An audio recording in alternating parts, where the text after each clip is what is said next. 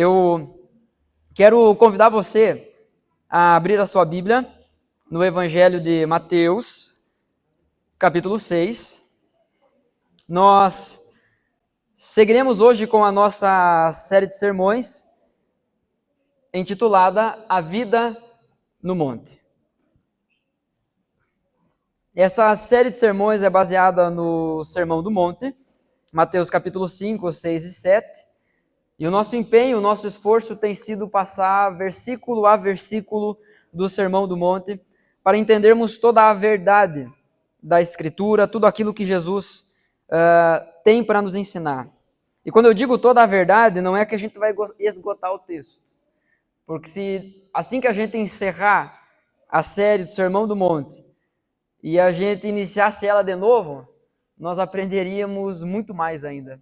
Porque a palavra de Deus é isso, ela se renova e ela sempre tem algo para nos ensinar. Nós estamos no capítulo 6, numa sessão que Jesus está trabalhando aqui sobre a hipocrisia. Capítulo 6, Jesus trata sobre isso. Hipocrisia e vida no secreto.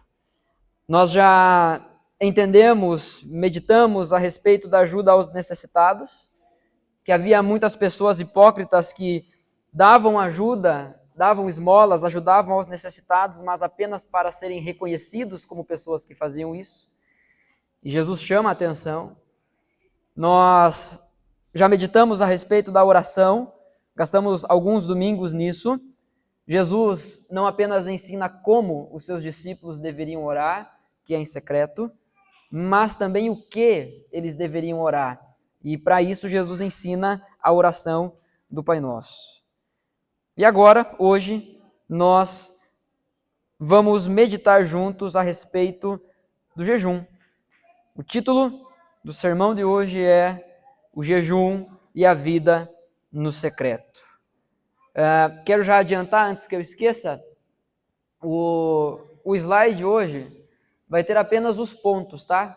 Apenas o título dos pontos. E lá no final a conclusão, porque eu não consegui colocar ali os pontos. Se alguém usa o arquivo dos slides para alguma coisa e quiser, eu posso mandar depois, porque eu vou terminar ele, vou concluir bonitinho. Eu apenas não consegui configurar ali para botar tudo bonitinho aqui para os irmãos. Então hoje eu vou precisar de um pouquinho mais da sua atenção, porque não vai ter o recurso visual. Mas acompanhe comigo, por favor, o texto. Todos encontraram Mateus capítulo 6? O texto base de hoje é versículo 16 até o versículo 18. E o nosso Senhor Jesus diz assim: Quando jejuarem, não mostrem uma aparência triste como os hipócritas, pois eles mudam a aparência do rosto a fim de que os outros vejam que eles estão jejuando. Eu lhes digo verdadeiramente que eles já receberam sua plena recompensa. Ao jejuar, arrume o cabelo e lave o rosto, para que não pareça aos outros que você está jejuando, mas apenas a seu Pai que vê em secreto, e seu Pai que vê em secreto o recompensará. Vamos orar mais uma vez? Feche seus olhos, por favor. Espírito Santo de Deus, nós estamos diante de Ti e reconhecemos a nossa dependência do Senhor. Pedimos que Tu fale conosco, que a Tua palavra, que é viva e eficaz, produza vida e transformação em nós. Pai querido, em nome de Jesus, fala com a gente, fala ao nosso coração a respeito desse assunto tão importante. Em nome de Jesus, queremos sair daqui essa noite mais parecidos contigo. Essa é a minha oração, é a nossa oração, em nome de Jesus. Amém. Amém. Deixa eu te perguntar, você gosta de receber convite? Depende, né? Depende do convite. Às vezes tem umas encrencas que colocam a gente que é complicado, né? Mas pense em quando você recebe um convite para jantar na casa de amigos queridos. Aí esse é convite bom, né? Esse é convite bom. Você já sabe mais ou menos o que esperar. Pelo menos você torce muito para isso. Vai ter comida boa, preparada com carinho. Vai ter risadas, histórias, causos, né, piadas, e talvez, vez ou outra, e sempre é muito bem-vindo, lágrimas também. Sentar-se à mesa para comer junto com os nossos irmãos, com os nossos amigos, em toda a Bíblia isso sempre trouxe a ideia de comunhão. E comunhão não é só comer junto, que às vezes a gente entende errado comunhão. Talvez você já viu o seguinte, diz assim, ó, vem para o culto hoje, porque depois vai ter carreteiro. Então vamos para o culto e depois vamos ter um tempo de comunhão.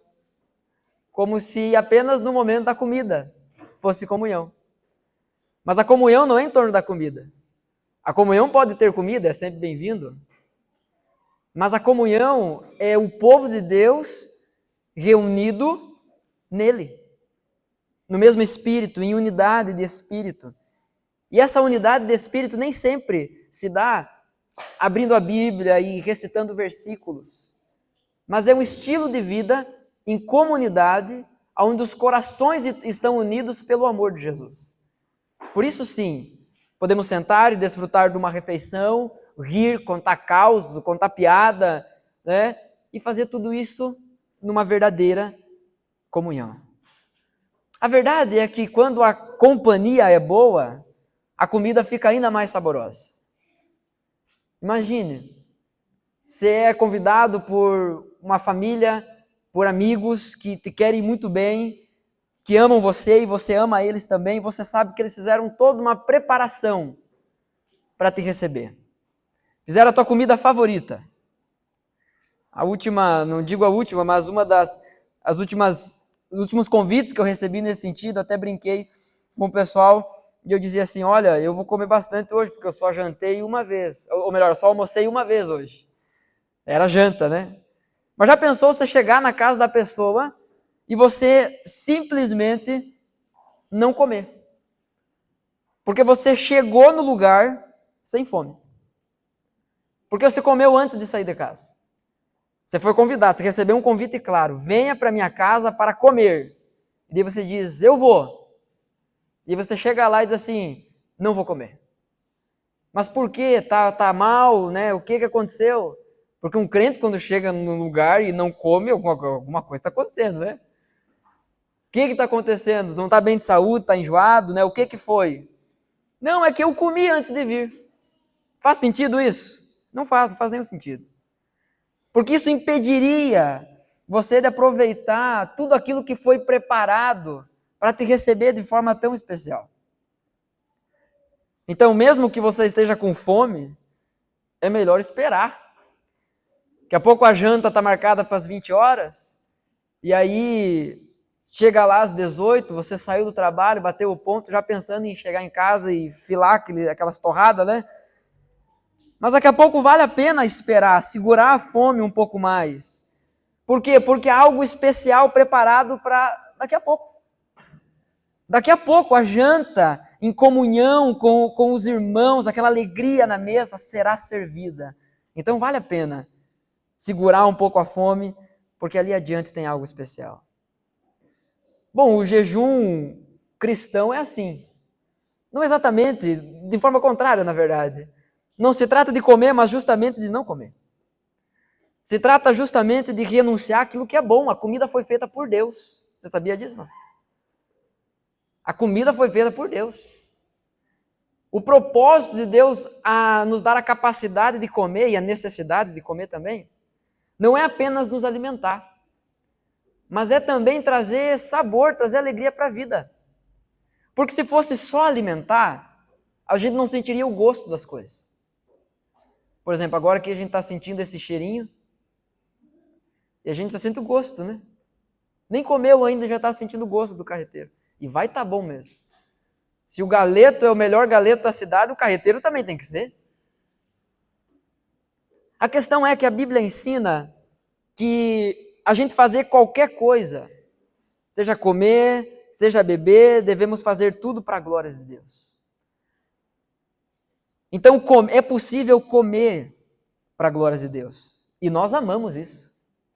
Parece um tanto contraditório nós falarmos sobre jejum justamente no dia que tem carreteiro, né?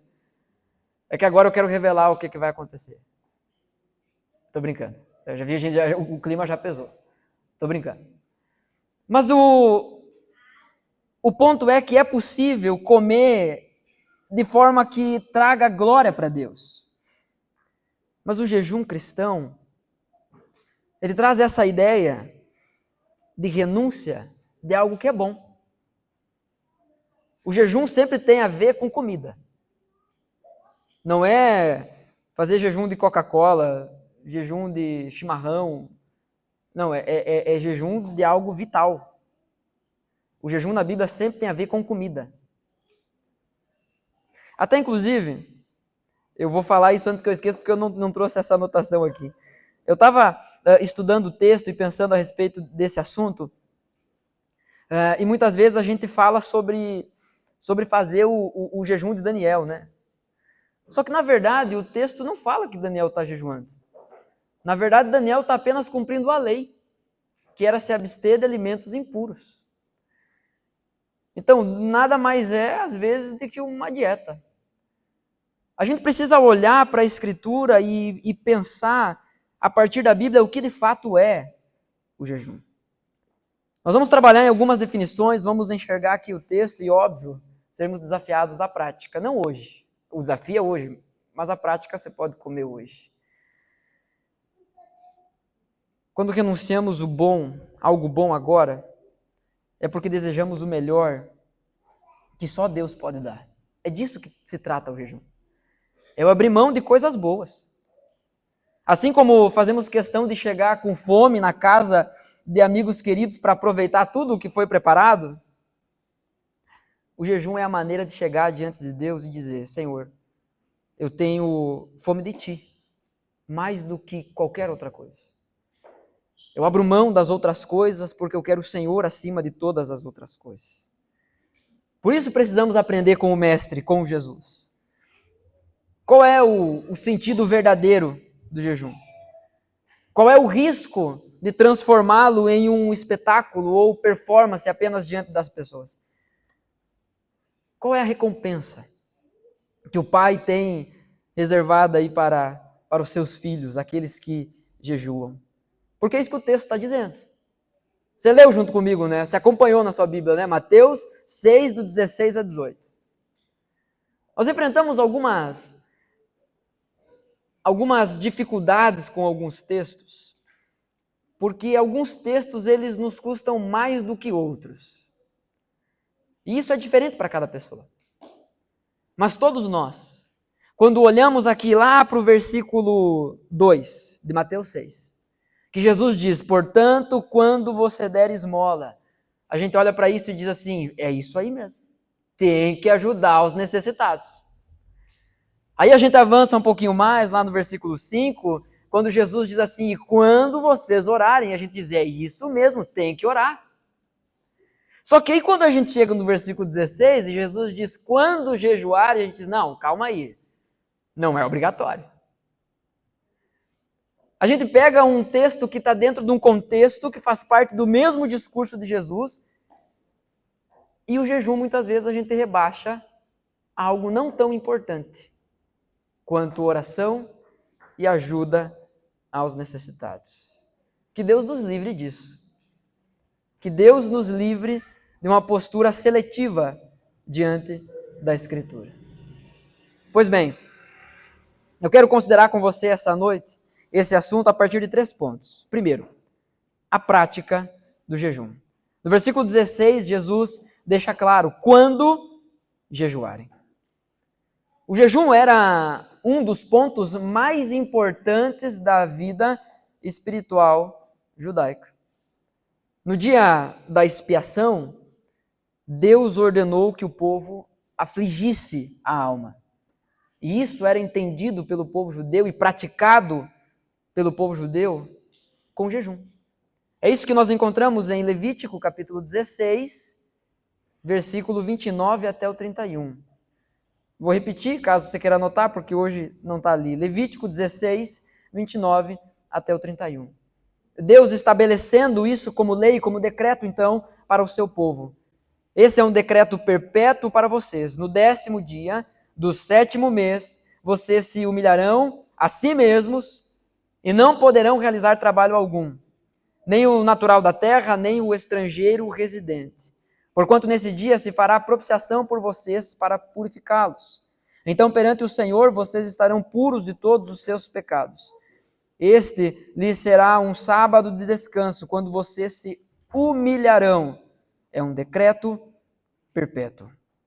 Esse era o dia da expiação, era o dia em que o sumo sacerdote entrava no templo uma vez por ano para oferecer ali então um cordeiro, um sacrifício a Deus para perdão dos pecados do povo. E o povo sempre praticou isso com jejum. O povo judeu sempre entendeu que essa aflição da alma implicava em jejum. E esse é o único texto. Esse aqui, o único texto não, esse é o único jejum, uma vez por ano, prescrito diretamente pela lei de Moisés. Mas há muitos outros momentos na Bíblia em que o povo de Deus jejua. Aos seus discípulos, Jesus não diz se jejuar, mas quando jejuar. A nós, Jesus não diz se porventura você tiver com vontade de jejuar, você jejua. A consideração de Jesus é quando você fizer isso. E quando você fizer isso, você deve fazer desse jeito que eu estou ensinando. O jejum não é apenas uma disciplina física, mas é um ato de humilhação diante de Deus. O jejum bíblico não é ficar sem comer para emagrecer. Porque tem gente que começa a criar a ideia na cabeça, ele tem uma brilhante ideia. Ele pensa assim, vai me aproximar de Deus e de quebra ainda, eu entro pela porta estreita. Mas o objetivo do jejum não é esse.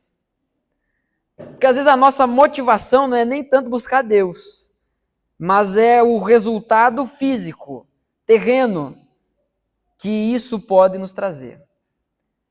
Mas jejum nunca é tratado na Bíblia apenas como uma disciplina física, mas é algo feito diante de Deus. Não é você ficar sem comer para emagrecer, e tem aí o jejum intermitente, tem aí outros tipos de jejum, e aí cada um vai procurar e aplicar isso à sua própria vida, visando a sua saúde física, mental até inclusive, né? Mas quando falamos sobre o jejum bíblico, isso tudo fica em segundo plano. O jejum bíblico se trata de algo feito diante de Deus. A prática do jejum, ela não é sobre uma conquista de direito diante de Deus. Porque às vezes a gente jejua e a gente até começa fazendo bem certinho do jeito que tem que fazer. Mas depois que a gente termina, que você faz aquela oração milagrosa, você diz assim, então, Senhor Deus, estou aqui entregando o meu jejum. E você já fica esperando, e agora? Cadê? Cadê a minha recompensa? Cadê o motivo pelo qual eu jejuei? Porque eu passei fome, Deus, o Senhor viu? O Senhor, se o irmão do lado ouviu a barriga roncando, imagina o Senhor. Cadê a minha recompensa? Muitas pessoas tratam o jejum dessa forma. Mas precisamos entender, irmãos, que nada que recebemos da mão do Senhor é por mérito nosso. Tudo é graça dele. Jó, capítulo 41, versículo 11, Deus falando então com Jó, respondendo a Jó, ele diz assim, quem primeiro me deu alguma coisa que eu lhe deva pagar? Tudo o que há debaixo dos céus me pertence. Como é que você reivindica algo desse Deus? Que é tudo dele. Como achamos que essa disciplina, essa prática do jejum nos traz a conquista? Agora eu ganhei um ticket, eu ganhei um vale diante de Deus e eu posso requisitar aquilo que eu quiser. Jejum não é isso. A prática verdadeira do jejum não é essa. A prática do jejum também não é sinal de espiritualidade genuína. A prática do jejum, da forma incorreta, obviamente, não é sinal de espiritualidade genuína. Os fariseus, por exemplo, eles jejuavam 2 vezes na semana, na segunda e na quinta. Se tem um dia que você não vai me ver jejuando, é na segunda, aliás. Os fariseus jejuavam 2 vezes por semana. Olha só o nível que eles tinham elevado essa prática. Porque a única regra determinada a respeito do jejum para o povo de Israel era o jejum 1 vez por ano. Mas quando chega na época de Jesus aqui, os fariseus já estavam jejuando 2 vezes por semana. Existe um movimento muito saudável e santo na nossa igreja de incentivo ao jejum e tem se fixado isso na quinta-feira. E isso é maravilhoso. Só a gente tem que cuidar, a gente está 1 segunda de virar fariseu. Se fizer isso apenas como um rito. Se fizer isso apenas com uma prática vazia. Lucas, capítulo 18, versículos 9 até o 14, Jesus conta a seguinte parábola. E ele conta essa parábola àqueles que confiavam em sua própria justiça e desprezavam os demais. Ele diz assim: 2 homens foram ao templo orar. Um deles era fariseu e o outro cobrador de impostos. O fariseu, em pé, fazia esta oração: Eu te agradeço, Deus, porque não sou como as demais pessoas, desonestas, pecadoras, adúlteras. E com certeza não sou como aquele cobrador de impostos lá. Eu jejuo 2 vezes por semana e dou o dízimo de tudo que tenho. Mas o cobrador de impostos, que estava junto lá, ficou à distância e não tinha coragem nem de levantar os olhos para o céu enquanto orava. Em vez disso, batia no peito, não de orgulho, mas como um lamento, como humilhação. Batia no peito e dizia: Deus, tem misericórdia de mim, pois sou pecador. Jesus segue dizendo: Eu lhes digo que foi o cobrador de impostos e não o fariseu quem voltou para casa justificado diante de Deus. Pois aqueles que se exaltam serão humilhados e aqueles que se humilham serão exaltados. Nem sempre a prática externa do jejum é uma garantia de uma espiritualidade genuína. Porque jejuar por jejuar, os fariseus, os hipócritas faziam isso muito bem. A prática do jejum também não pode ser barganha espiritual. Há aquelas pessoas que jejuam e depois elas chegam diante de Deus dizendo: agora me dá.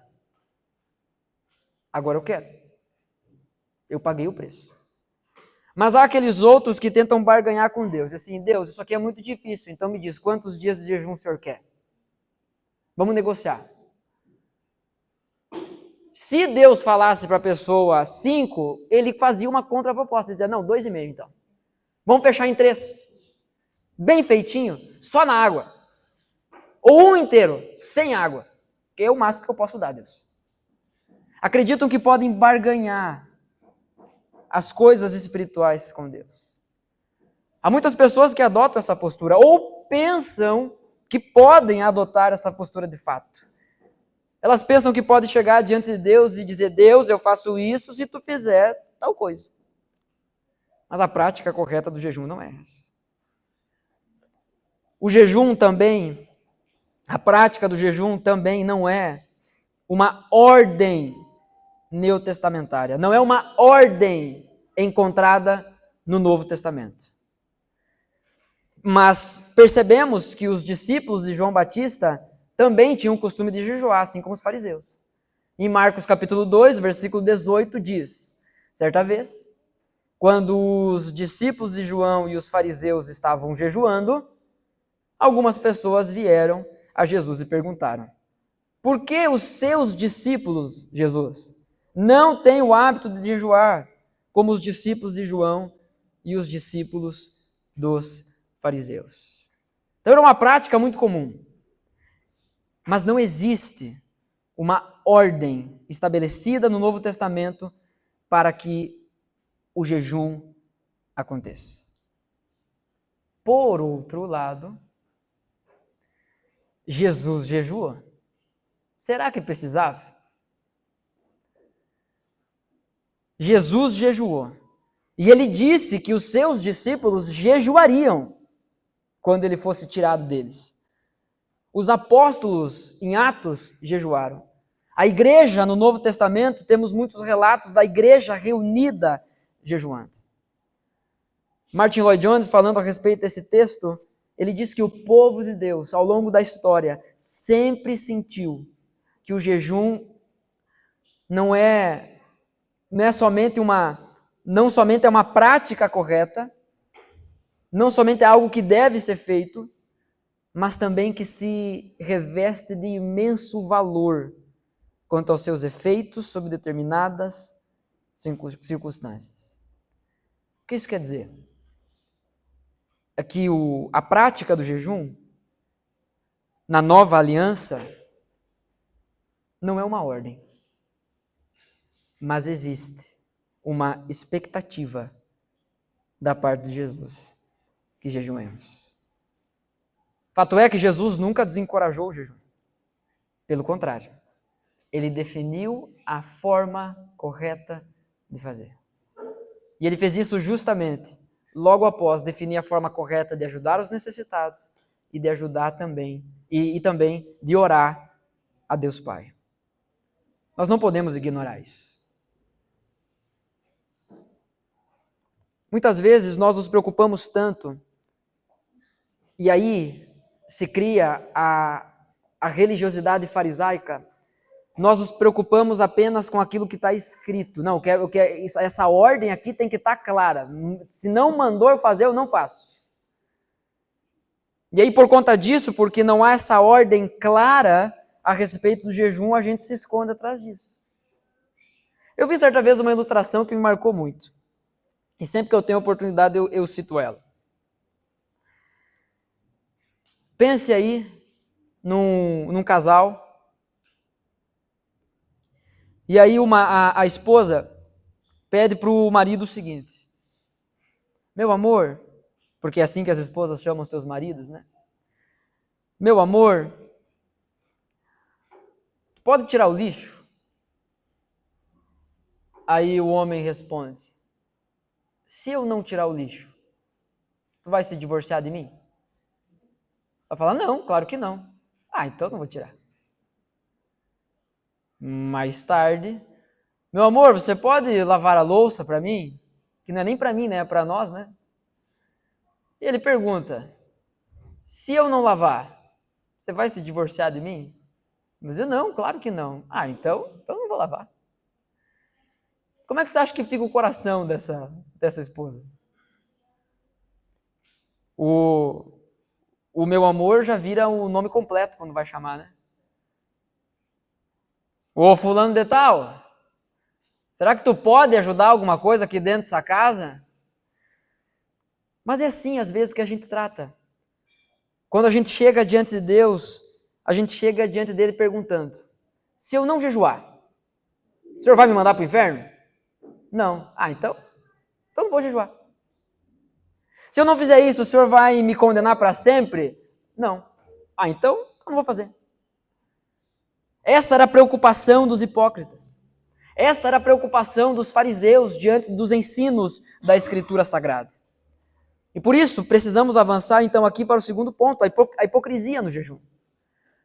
Ainda no versículo 16, o texto diz: não mostrem uma aparência triste como os hipócritas, pois eles mudam a aparência do rosto a fim de que os homens vejam que eles estão jejuando.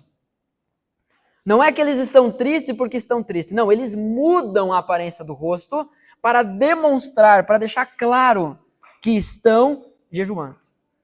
E no contexto judeu havia toda uma aparência específica quando a pessoa estava jejuando. Era roupa de saco, era cinza na cabeça, era sujo, era fedido. Às vezes não dava nem para saber que era o Fernando lá na rua caminhando, irreconhecível. Não dava nem para saber que era ele. Mas às vezes fazia aquilo para poder sair na rua e ter a sensação de que, olha, estão me vendo e sabem que lá vai um homem piedoso, porque está jejuando. Jesus diz, eu lhes digo verdadeiramente, que eles já receberam sua plena recompensa. Quero lembrar aqui esse detalhe, porque alguns não estiveram aqui conosco em alguns sermões atrás, que falamos melhor sobre isso, mas o hipócrita, nesse contexto, aqui na época em que Jesus está ensinando isso, o hipócrita era um artista mascarado que performava, ele era um personagem num palco de teatro. E uma marca dessas apresentações, desse estilo de apresentação do hipócrita, era o exagero. Então, se ele queria demonstrar que estava triste, ele exagerava para demonstrar isso. E é essa figura que Jesus usa para falar sobre aqueles que estavam jejuando pelos motivos errados, motivos para serem aplaudidos, né, para serem reconhecidos pelas outras pessoas. Fato é que o problema do hipócrita não é fazer coisas ruins, mas é querer ser admirado nas coisas boas que faz. O problema não é o jejum. O problema não é jejuar.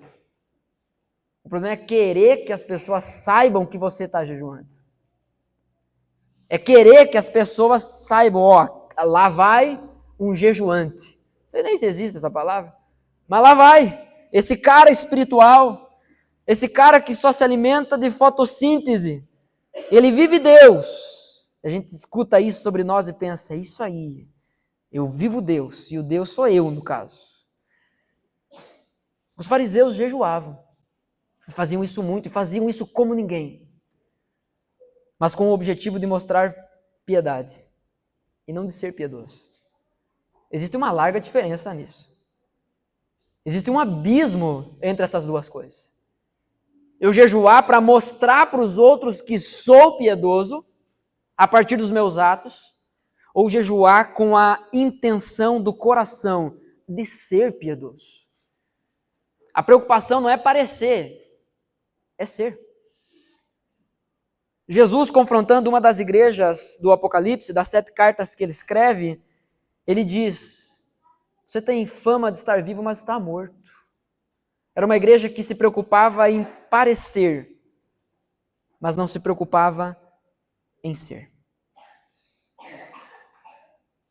A aparência triste que Jesus condena aqui era uma forma de dizer, olhem só, olhem para mim, olhem como eu sou devoto. Olhem como eu amo a Deus com todo o meu coração. Nossa, se eu estou assim por fora, você não faz ideia de como eu estou por dentro. Completamente quebrantado, incontrito. Essa era a postura hipócrita dos fariseus. O problema do hipócrita religioso não é a ausência de práticas boas, não é a ausência do jejum, mas é o uso disso como uma máscara religiosa. E há tantas máscaras que os hipócritas podem usar. Eles podem usar as suas habilidades de tal forma e usar isso em prol da igreja, de certa forma, mas apenas como disfarce para o seu coração. Podem dar dinheiro, podem dar suas habilidades, podem dedicar o seu tempo. Existe um desafio anual aqui na nossa igreja de ler a Bíblia por completo. Como é que você está com o seu plano de leitura? Mas daqui a pouco você vai chegar final do ano e você vai dizer, eu não li nenhuma, eu li 2 vezes esse ano. E aí alguém te pergunta, ok, então de tudo que você leu, dessas 2 vezes que você leu esses 66 livros por inteiro, me diz, qual é o teu livro favorito? Qual foi o que mais mexeu com você? Ah, eu gosto dos Salmos, né? Salmos é uma benção. Não que não possa ser. Mas será que de fato, que enquanto estamos lendo a Bíblia e dizendo aos outros que estamos lendo a Bíblia está ferindo os nossos corações? Ela está nos livrando da tentação de ser hipócrita, de ser religioso? Então o problema não é a ausência de práticas religiosas, o problema é usar isso como máscara. Diferentemente da época de Jesus,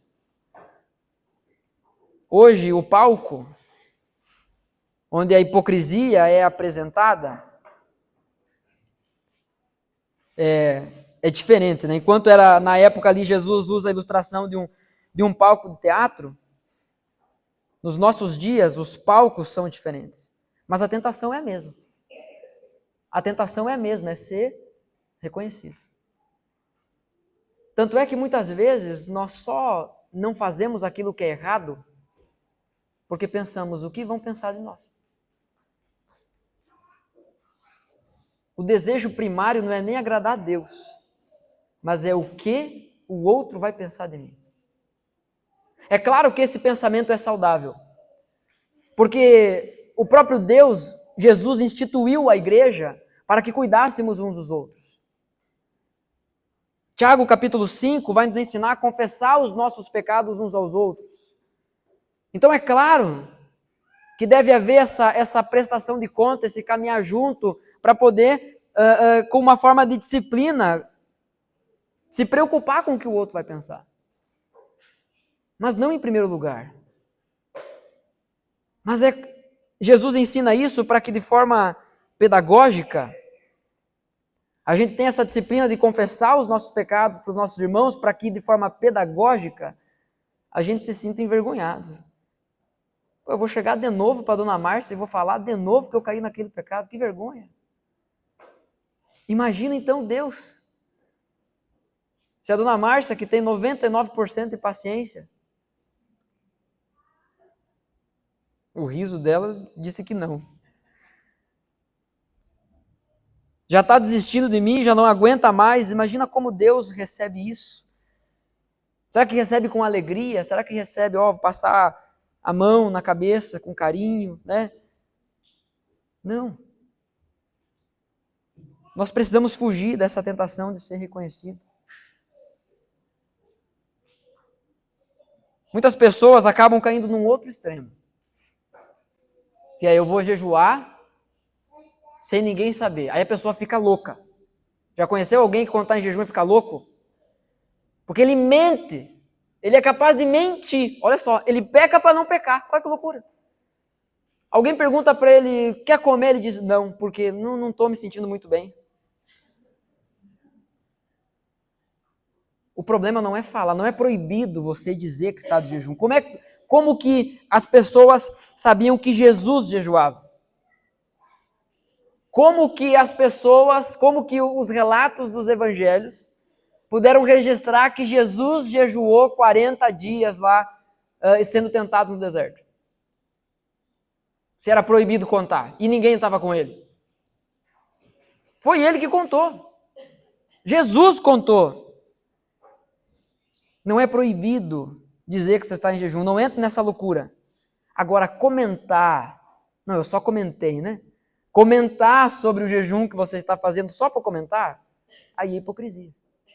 Aí é religiosidade. As redes sociais hoje, as rodas de conversa, são os palcos onde o hipócrita procura os seus aplausos. Ele só comenta. E aí muitas vezes nos encontramos na mesma condição do fariseu que Jesus conta a parábola. Nós estamos dizendo, eu jejuo 2 vezes por semana, eu não sou que nem aquele de lá que não dá atenção para isso que é tão importante na Bíblia. Não é essa forma de você encorajar o seu irmão. Não é dessa forma que você vai nutrir esse desejo no coração dele. E aí, claro, a gente precisa usar sabedoria, né? Porque para algumas pessoas a gente tem que dizer assim, tá, e aí, tu entendeu ou não? Vamos jejuar? É importante? Bom, espero que essa seja a conclusão no final. O hipócrita, ele sempre vai colocar a reputação no lugar do caráter. Ele sempre vai ficar pensando o que os outros têm a dizer. Então ele vai falar sempre as suas melhores coisas que ele faz. Precisamos tomar cuidado com isso, porque a hipocrisia ela não estraga só o jejum. Ela estraga também o coração. Ela começa a cauterizar o coração. E começa a ensinar a praticar todo o resto dos princípios bíblicos assim, de forma hipócrita, de forma religiosa. Mas nós, como discípulos de Jesus, precisamos aprender e de fato praticar a valorizar mais a intimidade com o nosso Pai do que a aprovação dos homens, do que a aprovação das outras pessoas. O que receberemos de Deus na prática correta do jejum, isso, no fim das contas, é o que realmente importa. Terceiro lugar, o que Jesus aborda aqui é isso, a recompensa pelo jejum. Versículos 17 e 18, Jesus diz: ao jejuar, arrume o cabelo e lave o rosto. Ainda bem que Jesus não disse fique bonito. Mas ele diz, arruma o cabelo, lava o rosto. Por quê? Porque naquele contexto especificamente, para não parecer aos outros que você está jejuando. Que ninguém saiba, que ninguém perceba que você está jejuando de longe. Entendeu? O camarada entra na igreja assim, fraco. Às vezes você está cansado, claro. Às vezes está com sono, às vezes é outra situação. Mas que não seja uma atitude forçosa, sabe? Para demonstrar que você está jejuando, que você está praticando isso. Jesus diz, arrume o cabelo, lave o rosto, para que não pareça aos outros que você está jejuando, mas apenas a seu Pai, que vê em secreto. E o seu Pai que vê em secreto recompensará. No fim das contas, as pessoas que podem, ou que deveriam saber que você está jejuando, são aquelas pessoas que decidiram entrar nesse lugar também, em secreto. Que estão ali em oração em secreto, que estão ali diante do Pai, e aí você compartilha isso.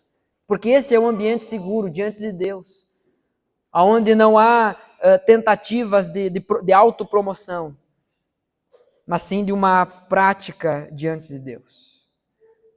Mas afinal, qual é a recompensa então? Qual a recompensa pelo jejum? A recompensa não é poder espiritual e aprovação de outros ou de si mesmo.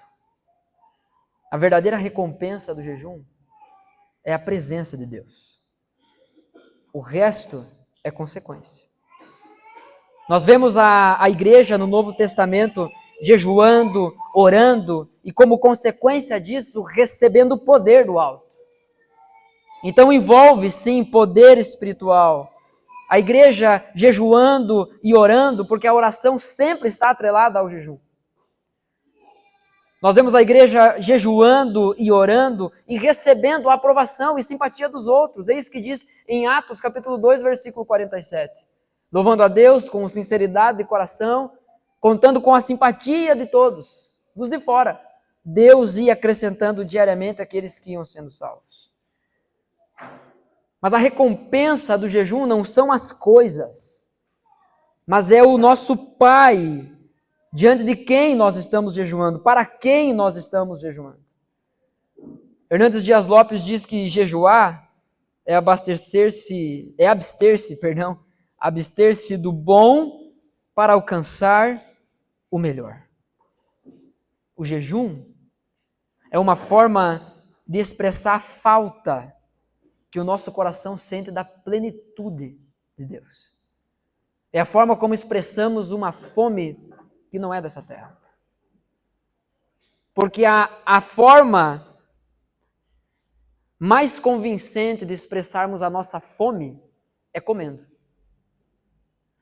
Porque você pode dizer que você está com fome, mas se você não comer, a pessoa vai ficar com dúvida que você está com fome.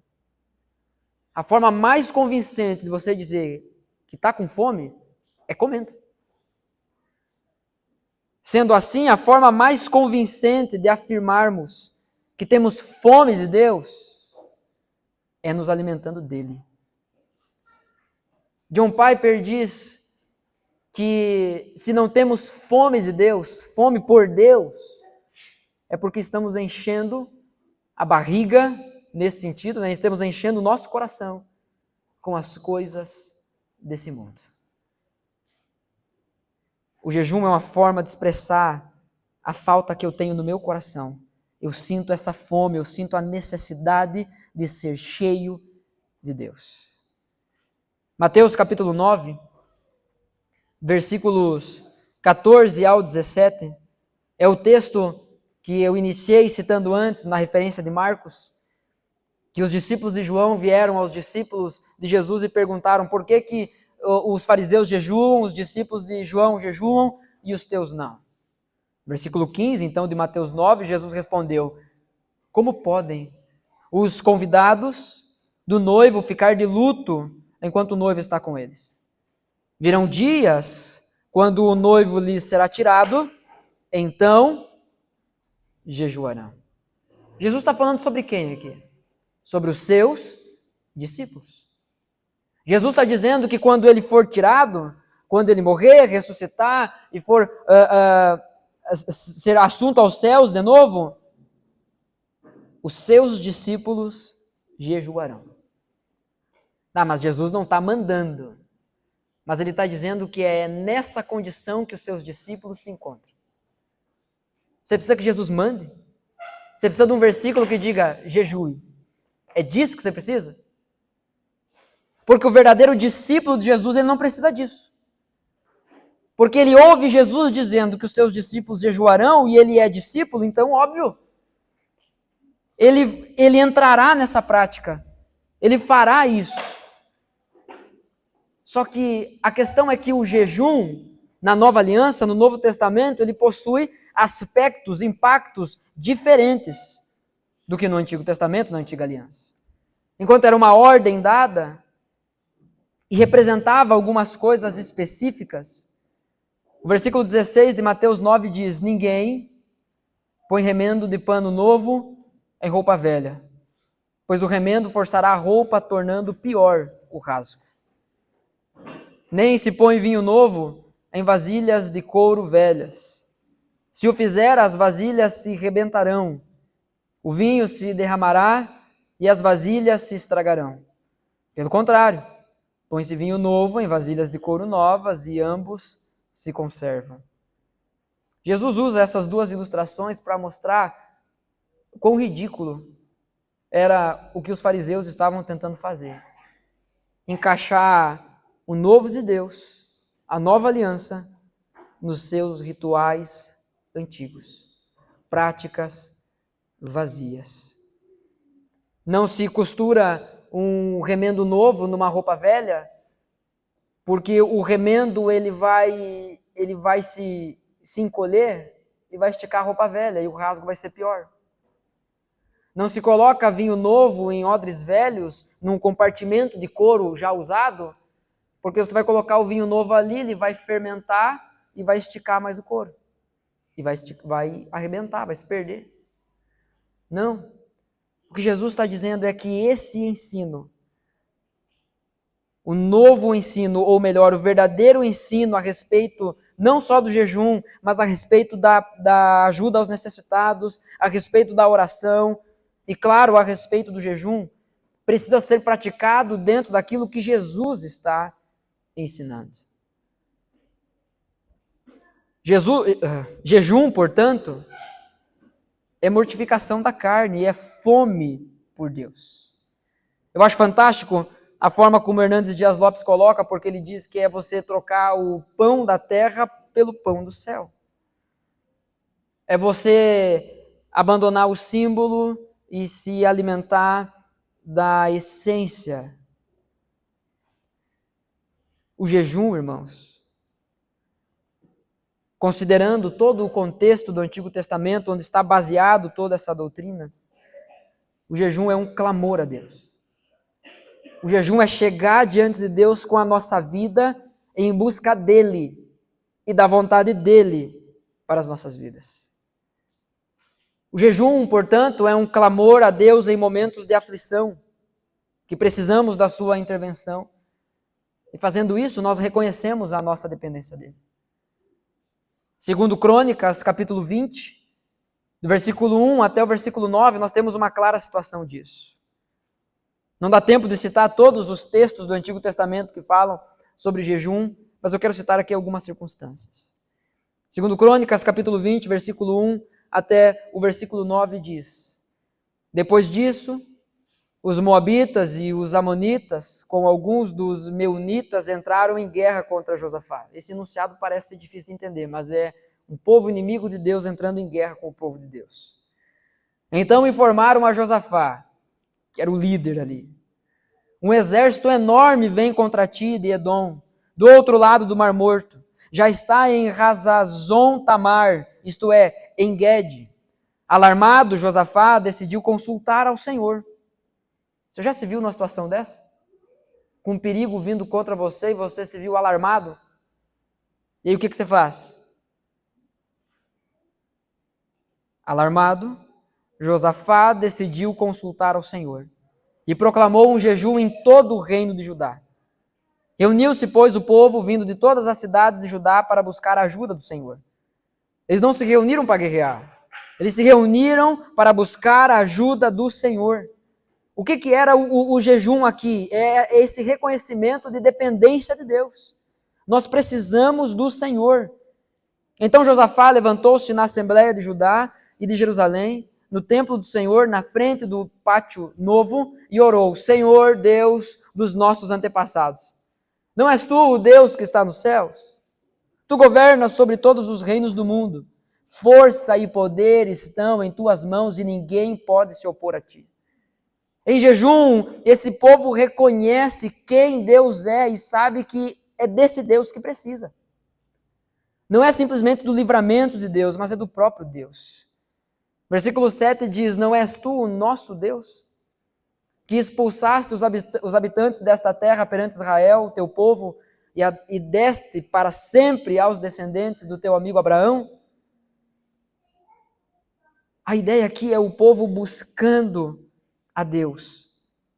O texto diz: eles a têm habitado e nela construíram um santuário em honra do teu nome, dizendo: se alguma desgraça nos atingir, seja o castigo da espada, seja a peste, seja a fome, nós nos colocaremos em tua presença diante desse templo, pois ele leva o teu nome, e clamaremos a ti em nossa angústia, e tu nos ouvirás e nos salvarás. Jejum é um clamor a Deus em momentos de aflição que precisamos da sua intervenção.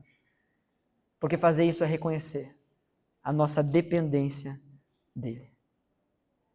Jejum é um clamor a Deus por uma direção, por clareza em decisões a serem tomadas. Inclusive, é cientificamente comprovado que após determinados períodos de jejum, a tua mente ela começa a ficar mais clara. Há muitos efeitos do jejum que são naturais, que Deus fez assim. Mas o nosso objetivo com o jejum não é desempenho, não é performance.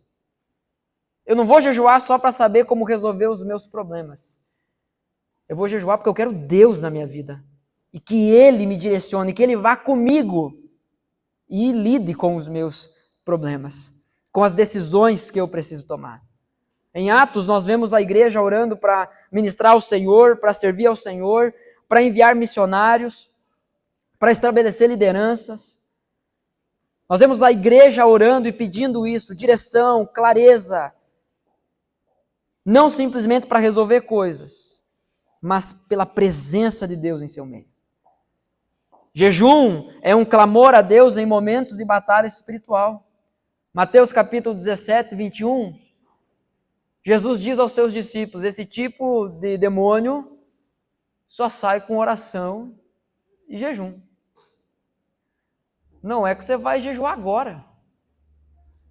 Está ali o demônio: eu vou parar de comer agora, para poder ganhar poder instantâneo e aí mandar o diabo embora. Não. É ter isso como prática.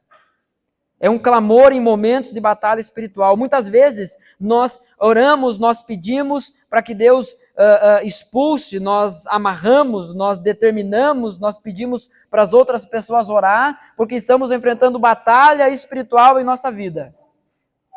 Mas a última coisa que fazemos é jejuar. A última coisa que passa na nossa cabeça é jejuar.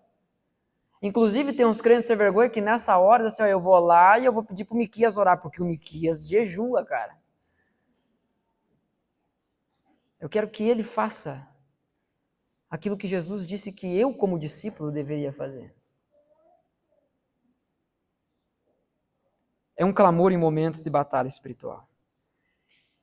Não apenas para expulsar demônio, mas em todo sentido, em todas as circunstâncias de batalha espiritual. E a pergunta que eu faço é: qual é o momento que não estamos enfrentando isso? Qual é o momento que não estamos lidando com batalhas espirituais? Sendo assim, o jejum deveria ser mais recorrente, com certeza, em nossas vidas. Mas além de tudo isso, o jejum é um clamor de adoração. É manifestação do contentamento que encontramos na presença de Deus. Lucas capítulo 2, versículos 36 e 37, fala a respeito de uma profetisa. Estava ali a profetisa Ana, filho de Fanuel, da tribo de Aser. Era muito idosa.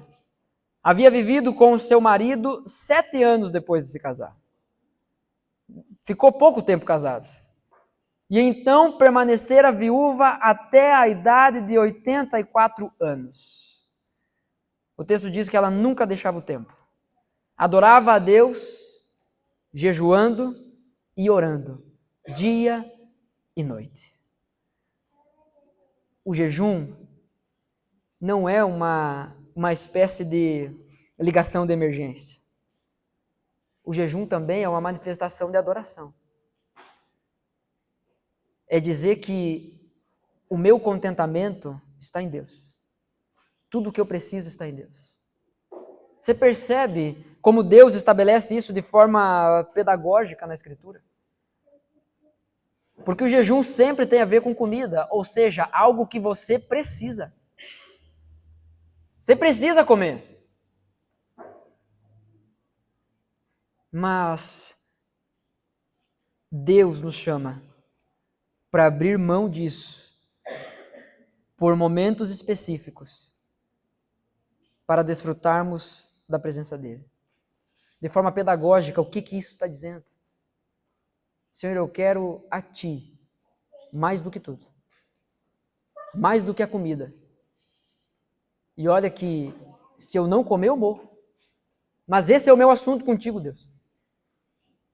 Eu preciso do Senhor mais do que a própria vida.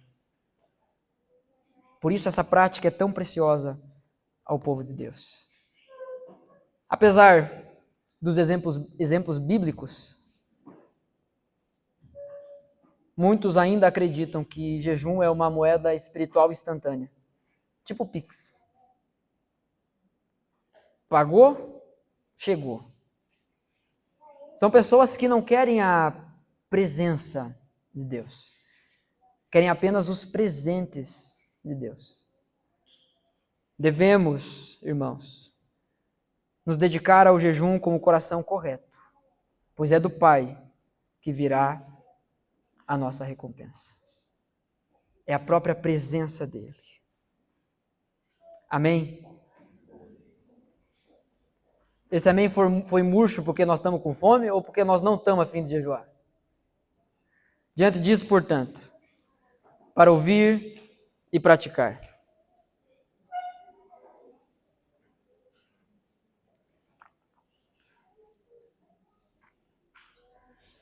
Você sente fome? Não agora.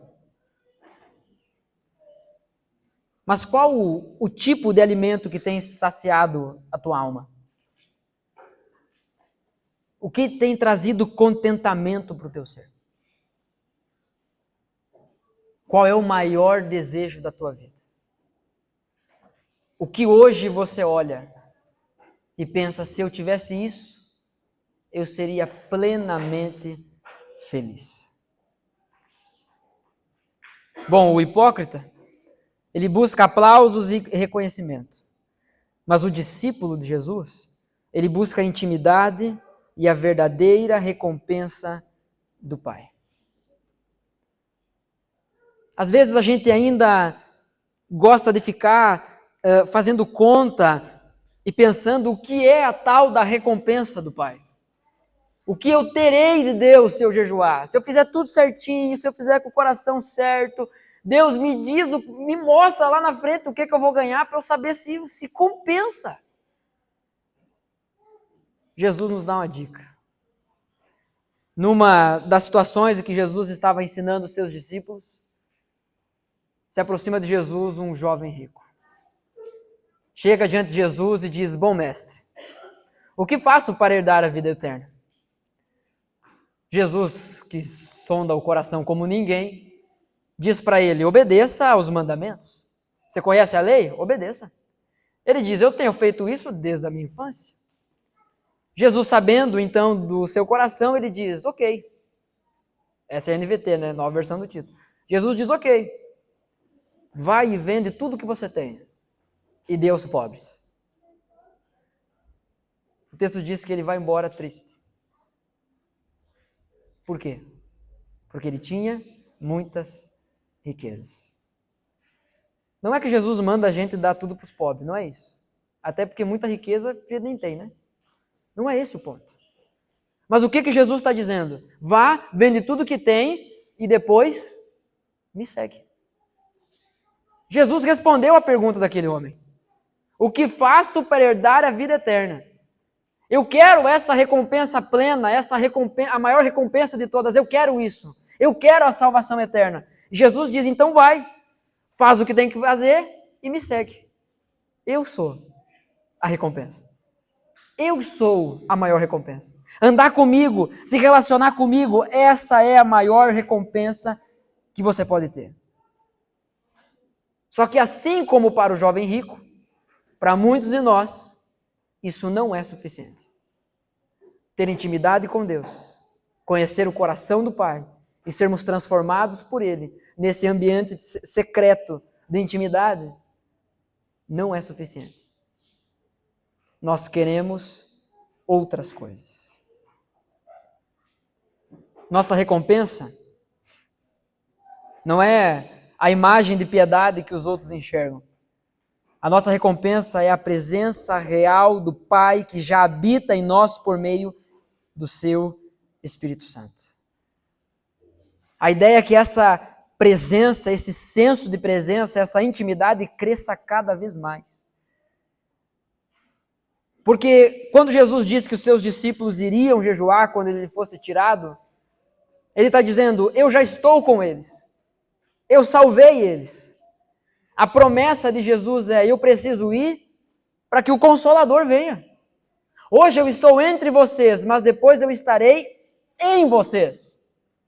Jesus já estava com eles. Mas o jejum é um grito do coração dizendo: eu quero mais. Eu preciso de mais de Deus. O que eu tenho não é suficiente, não coisas, Deus. Eu quero Deus. Esse é o desejo do meu coração, esse é o anseio da minha alma, é a fome do meu íntimo, Deus. O jejum, irmãos, não é uma espécie de dieta espiritual. É um clamor, eu quero Deus. A pergunta é: você quer isso? Você quer Deus? Você quer Deus acima de todas as coisas? Será que realmente podemos orar aquilo que o rei Davi ora em um dos seus salmos? Uma coisa peço ao Senhor e a buscarei. Que eu possa habitar todos os dias na tua casa e contemplar o Senhor.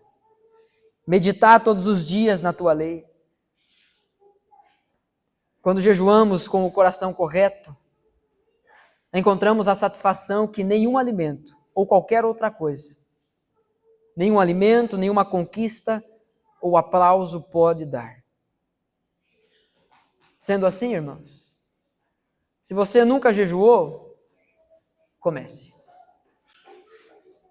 Comece pequeno. Não vai querer dar uma de Moisés, achar um monte e ficar 40 dias lá. Começa pequeno. Se desafie. Mas não seja aqueles crentes sem vergonha que diz assim: eu oro, eu jejuo da meia-noite às 8 da manhã. E faz isso enquanto dorme. Isso não é jejum. Jejum na Escritura está sempre relacionado à vida de oração. Jejum é você abrir mão do alimento físico, terreno, e se dedicar à busca do alimento do céu. Então, se você decide fazer um jejum e continuar vivendo o seu dia do mesmo jeito, você não para jejuar, você não para orar, você não jejuou o jejum bíblico. Você fez uma dieta. Só isso. E não adianta chegar lá no final do dia e dizer, Senhor, eu te entrego. O Senhor pergunta, entrega o quê, filho? Você entrega o quê?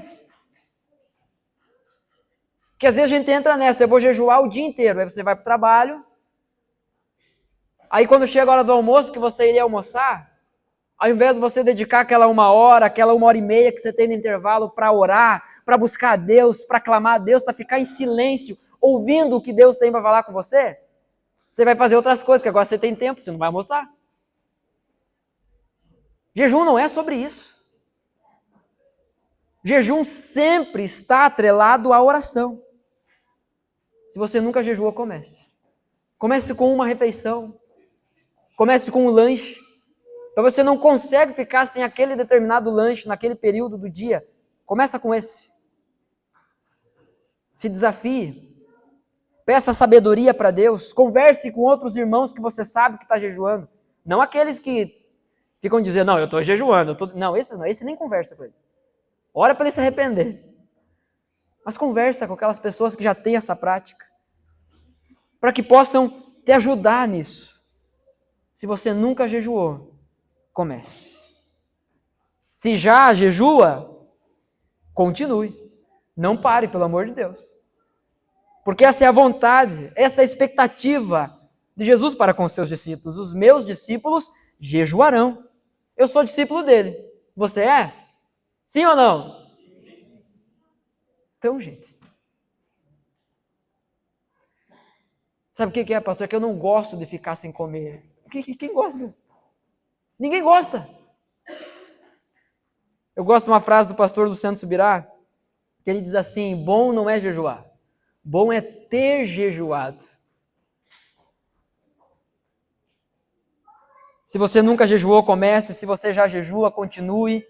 Agora, se essa prática virou um rito, virou uma dieta espiritual, a palavra para você é arrependa-se. Arrependa-se da hipocrisia. Arrependa-se da religiosidade. A recompensa, irmãos, pelo jejum é o próprio Cristo, suficiente agora e plenamente desfrutado no dia da sua volta. Com o jejum nós dizemos, nós queremos o Senhor hoje e ansiamos pela sua volta, no dia em que estaremos todos no banquete final, nos fartando do alimento eterno. Essa deve ser a nossa esperança. Estaremos com Jesus, nos alimentando da presença dele para sempre. Eu quero convidar você a fechar os seus olhos, eu quero orar pela sua vida. E sim, eu quero também orar pelo seu estômago.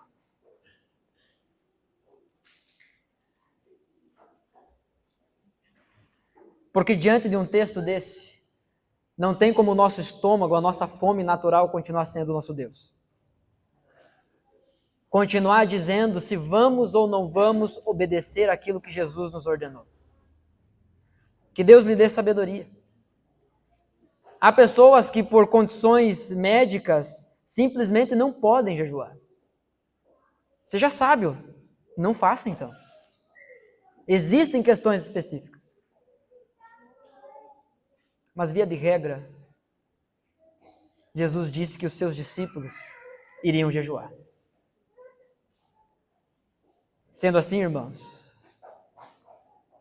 aí diante de Deus, em oração, eu gostaria que você ouvisse essa convocação, esse desafio. Quinta-feira, essa quinta-feira, é dia de jejum em nossa igreja. Se você estava procurando uma oportunidade, um desafio, está feito. Se você precisa de encorajamento, muitos irmãos estarão jejuando também nesse dia.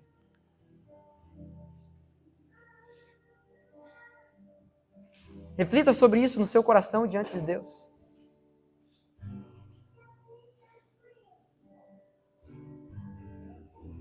A nossa imaturidade, a nossa fraqueza espiritual se deve muito porque escolhemos as partes da Bíblia que iremos obedecer, porque escolhemos os conselhos de Jesus que iremos ouvir. Selecionamos aquilo que nos é mais fácil. Que Deus nos livre disso.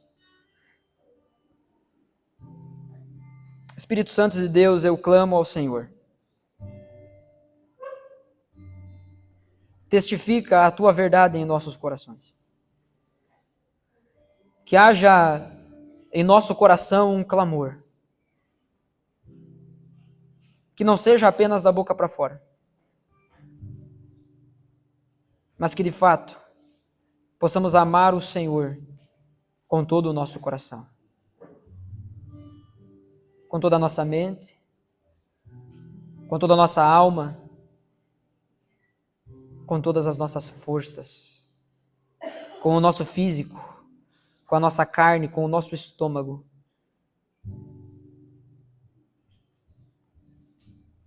Em nome de Jesus, que aqueles que nunca fizeram isso, ou nunca entenderam, possam procurar saber, para colocar em prática, esse princípio tão valioso ensinado pelo Senhor. Mas mais do que um rito, mais do que uma prática vazia, o que nós queremos, Senhor,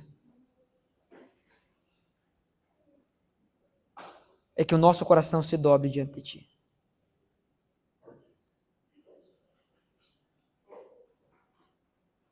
Eu quero desafiar você, meu amado irmão, minha amada irmã, se a sua saúde permitir, você se colocasse de joelhos nesse momento, se você quiser. Se você quiser sair daqui com uma decisão, não diante dos outros, mas diante de Deus, diante do Pai que vê em secreto e recompensa aquilo que vivemos em secreto, é você e Deus. O Pai já sabe do que você precisa antes mesmo de você falar. Esse momento agora não é sobre as palavras que você vai dizer, mas é realmente sobre o seu coração interessado naquilo que o Pai quer para você. Em nome de Jesus, considere diante de Deus isso. Pergunte a Deus isso. Pergunte ao Pai: Pai, será que eu devo jejuar?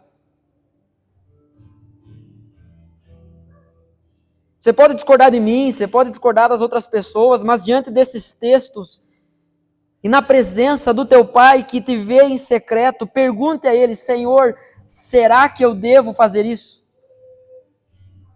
O Senhor espera que eu pratique isso. Porque se essa é a tua vontade, Senhor, se isso vai trazer mais intimidade contigo, se isso vai reacender o meu amor, a minha paixão por Ti, se isso vai me trazer mais intimidade, mais discernimento, vai me trazer socorro da parte do Senhor, então eu vou, é isso que eu quero.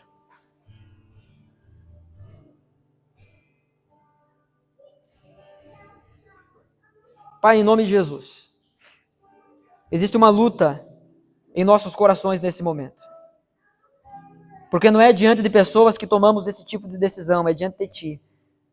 Eu peço que o Teu Espírito Santo convença, encoraje, auxilie cada um a tomar uma decisão hoje,